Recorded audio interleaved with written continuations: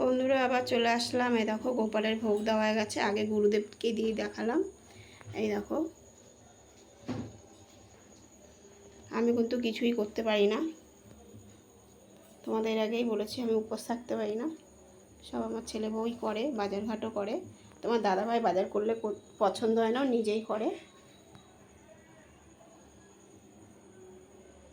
আমার দাদাভাই তো এখন নেই বাড়িতে। চলো বন্ধুরা, আগে আমাদের গোপলু সোনাকে দেখে নাও। গোপলু সোনা দেখেছ? আর এই দেখো কী কী বানিয়েছে, সব কিন্তু ওই করেছে। এই দেখো, ছোটো ছেলে কেক এনে দিল। এই দেখো, আজকে চালের জিনিস কিছুই দেবো না, কালকে বলে আবার একটু ভোগ দেবে। তা বন্ধুরা, কেমন লাগলো অবশ্যই জানাবে। আমার ছেলে প্রচুর কাজের চাপে থাকে, দোকান চালায়, আবার এসে করলো, দেখেছো? প্রচুর কাজ, খুবই ভালো।